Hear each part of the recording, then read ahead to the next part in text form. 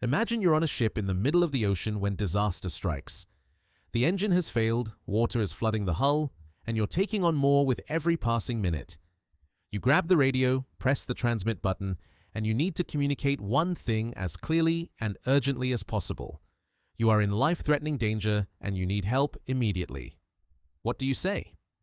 The obvious answer seems like it should be help, or emergency, or we're sinking. Simple words that everyone understands. Words that convey the severity of the situation without confusion. But if you've ever watched a movie about maritime disasters or listened to real distress calls, you know that's not what people say. Instead, they repeat one specific word 3 times. Mayday, Mayday, Mayday. It's instantly recognizable, universally understood in the world of radio communication, and it has priority over every other message on the airwaves. But here's the strange part. Mayday isn't even an English word. It doesn't mean distress or emergency or help. In fact, if you break it down, it sounds like it's referring to the first day of May, which has absolutely nothing to do with sinking ships or plane crashes.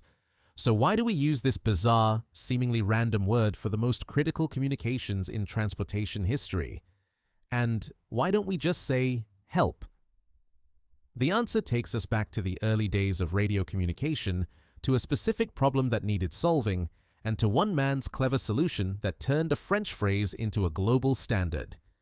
In the early 1920s, radio technology was transforming maritime and aviation safety. For the first time in history, a ship or aircraft in distress could call for help across hundreds of miles without needing to fire flares, launch signal rockets, or hope that someone nearby would see them. But this new capability came with a new problem. Radio channels were crowded, noisy, and full of interference. Multiple operators might be transmitting at the same time.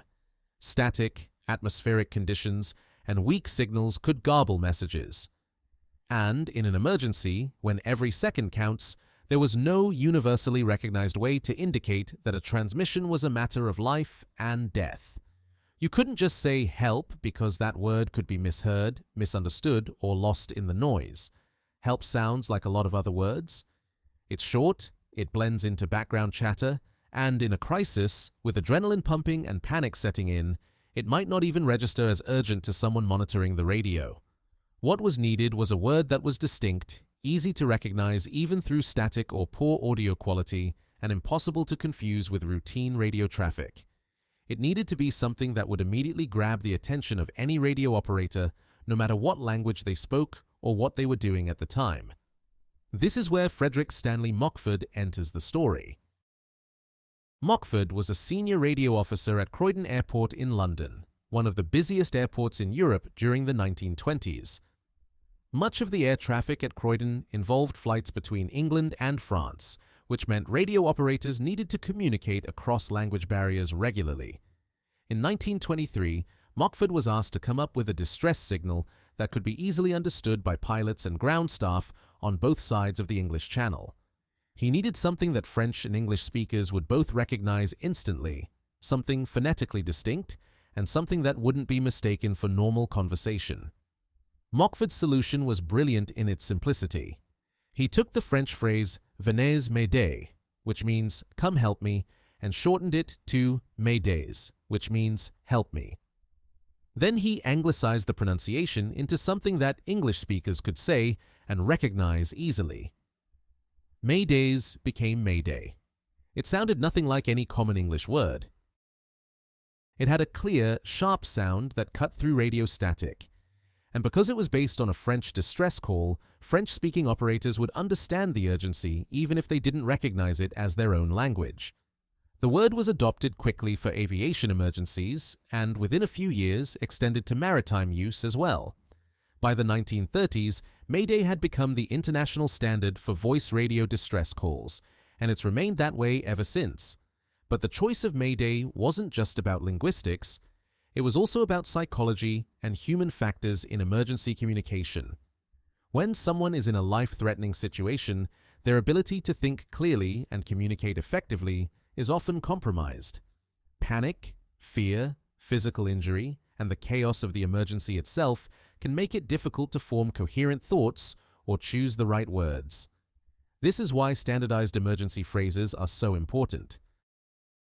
If you train someone to say Mayday, Mayday, Mayday in an emergency, they don't have to think about what to say when the moment comes.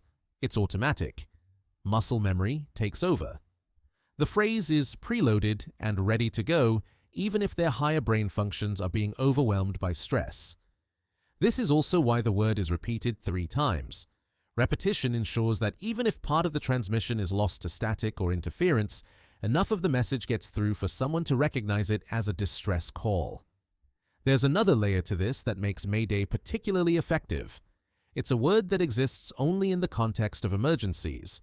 Unlike help or emergency, which people might use casually or in non-critical situations, Mayday has no other meaning. If you hear someone say Mayday on a radio frequency, there is zero ambiguity. It's not a drill, it's not a mistake, and it's not someone being dramatic about a minor inconvenience. It is, by definition, a declaration that lives are in immediate danger. This exclusivity gives the word power. Radio operators are trained to stop everything the moment they hear it. Other traffic on the channel is supposed to cease immediately. The distressed vessel or aircraft gets absolute priority. All available resources are directed toward helping them.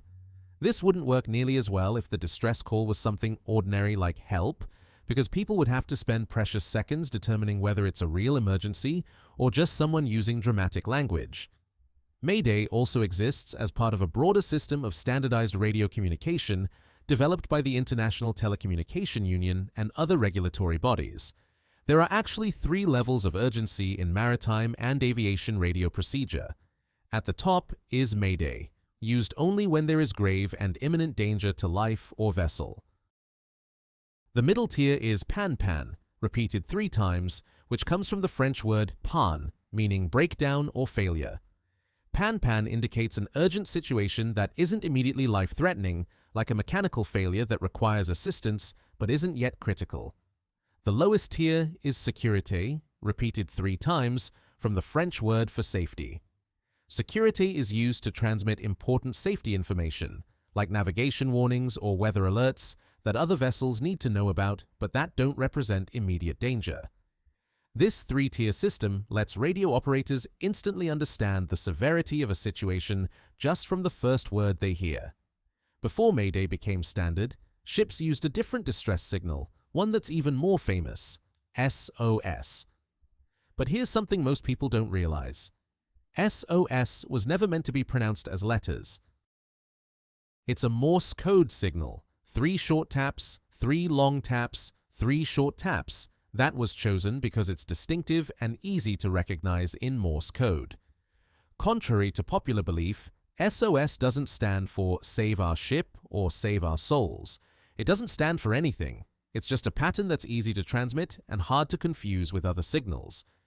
SOS worked perfectly fine in the age of telegraph and Morse code, but when radio voice communication became standard, it created a problem. How do you communicate distress when you're speaking instead of tapping out code? Saying the letters SOS doesn't have the same distinctiveness in voice that it has in Morse. It sounds too much like other letter combinations. That's why Mayday was introduced. It serves the same purpose as SOS, but is optimized for voice communication instead of coded signals. The transition from SOS to Mayday wasn't instant, and for decades both were used in parallel. Ships still carried Morse code transmitters long after voice radio became standard, so SOS remained relevant for telegraph distress calls while Mayday handled voice radio. Even today, SOS retains its symbolic power as a distress signal, but in practical modern communication, Mayday has completely taken over. It's used not just by ships and aircraft, but by anyone operating on emergency radio frequencies. Mountain climbers, expedition teams, recreational boaters, and even amateur radio operators are trained to use Mayday if they need emergency assistance. The word has transcended its maritime origins to become a universal cry for help in any situation where radio communication is involved. There's something almost poetic about the fact that this critical word, this last-ditch call for help that has saved countless lives, started as a misunderstanding, or rather, a creative reinterpretation of language. Frederick Mockford took a French plea for help, Mayday, and through a combination of phonetic adaptation and practical necessity, created a new word that didn't quite belong to any language, but was understandable across language barriers. It's neither fully French nor fully English. It's a hybrid, a compromise, an invention born from the need to communicate clearly when communication matters most. And in doing so, Mockford solved a problem that might not seem obvious until you really think about it. How do you make sure that a cry for help is heard, understood, and acted upon immediately, even when it's coming through a crackling, static-filled radio from hundreds of miles away, possibly in the middle of a storm, possibly from someone who's injured or terrified or struggling just to speak? The answer was never going to be simple, everyday language. It had to be something purpose-built, engineered specifically for the high-stakes, high-noise environment of emergency radio communication.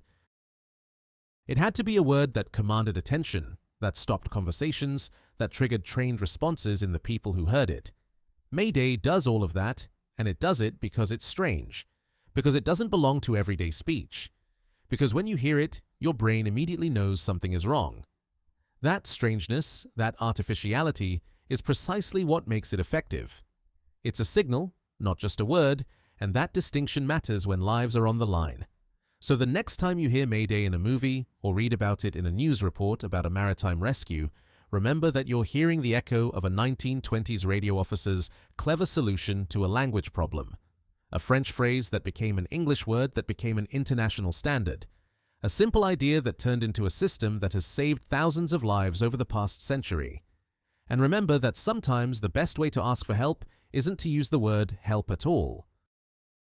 Sometimes it's to create something new, something unmistakable, something that cuts through the noise and makes sure that when someone is in danger, the message gets through. Thank you for watching. If you have suggestions for our next video, feel free to share them in the comments below. We'll be sure to give you an acknowledgement for your contribution.